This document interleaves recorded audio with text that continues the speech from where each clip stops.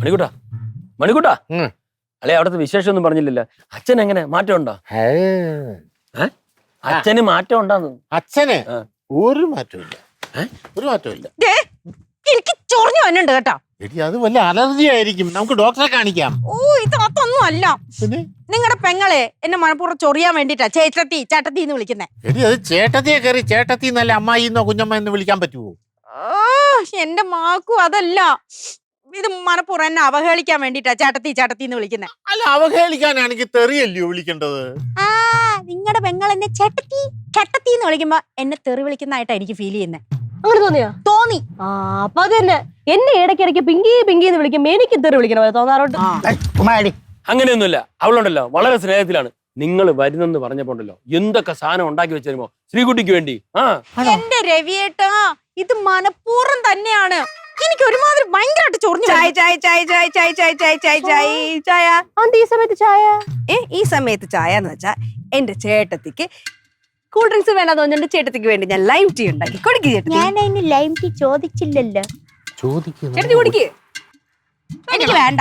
കുടിക്ക് ചേട്ടത്തി. വേണ്ട. നിങ്ങളൊക്കെ ഇത് കുടിക്ക്. എന്റെ ചേട്ടത്തിക്ക് വേണ്ടി മാത്രം ഞാൻ lime tea, special lime tea കുടിച്ചോ ചേട്ടത്തി? എനിക്ക് വേണ്ട. വേണ്ടേ? എനിക്കും വേണ്ട. വേണ്ടേ? ചോദിച്ചില്ലല്ലോ. എന്നാ പിന്നെ ചേട്ടത്തിക്ക് ഞാൻ മസാല ടീ ഉണ്ടാക്കട്ടെ ചേട്ടത്തി? അത് വേണോന്ന് പറ.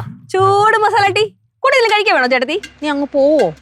നീ ഒന്ന് പോവോ? പോയിട്ട് ചായയും കൊണ്ട്, വെറും ചായ അല്ല മസാല ചായയും കൊണ്ട് ഉടനെ വരാൻ ചേട്ടത്തി. കൂടെ സ്നാക്സും കൊണ്ടുവരാമേ ചേട്ടത്തി?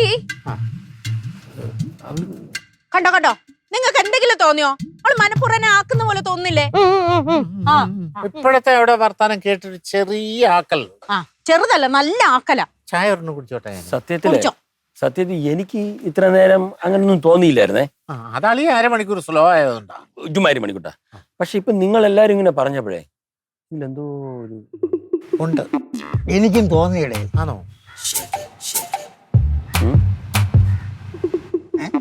അതെ, ഇങ്ങനെ ചായ കുടിച്ചോണ്ട് നിങ്ങൾ പോയി ചോദിക്കേ. ഞാനോ? പിന്നെ ഞാനാ? അതെ, നമുക്ക് പോയി ചോദിക്കണ്ട. ആരും നമുക്ക് സത്യാവസ്ഥ എന്താണെന്ന് അറിയാം. ചിലപ്പോ അമ്മ അങ്ങനെ ഒന്നും ഉദ്ദേശിച്ചിട്ടില്ലെങ്കിലാ. ശരിയാണ്. അതെ, കറക്റ്റ്. അവള് പറഞ്ഞത് മണി ചെയ്യാത്ത കാര്യം ചെയ്തു എന്ന് പറഞ്ഞാലേ അവൾക്ക് ഭയങ്കര ദേഷ്യമാണത്. അനുഭവം ഗുരു. അത് പണ്ടുപോലെ അങ്ങനാ ഈ സ്വഭാവ. എനിക്കാരെങ്കിലും ചേച്ചിന്ന് വിളിക്കുന്ന പോലെ സൈക്കിള, പിന്നെയാണ് ചേട്ടത്തി. അല്ല മണിക്കുട്ടാ, ഈ ചേട്ടത്തിന്ന് വിളിക്കുന്നതേ ഇത്ര വലിയ തെറ്റാണ്. അവളങ്ങ് പോയല്ലോ. അതായത് ഇച്ചി പ്രായമായി വരുമ്പോഴേ പെണ്ണുങ്ങൾക്ക് ഇളയതുങ്ങളാണെങ്കിൽ പോലും ചേച്ചി, കുഞ്ഞമ്മ, വല്യമ്മ എന്നൊക്കെ വിളിക്കുന്നത് വലിയ ബുദ്ധിമുട്ടായിരിക്കും. അത് ശരിയാണ്. അതെ, ഞാൻ ഒന്ന് പോയി തിരക്കിട്ട് വരാം എന്താണ് സംഭവം. അത് നല്ല പരിപാടിയാ.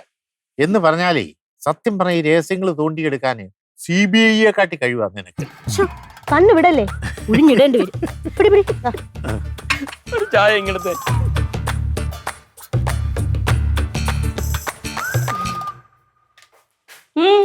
ഇങ്ങോട്ട് വന്നേ.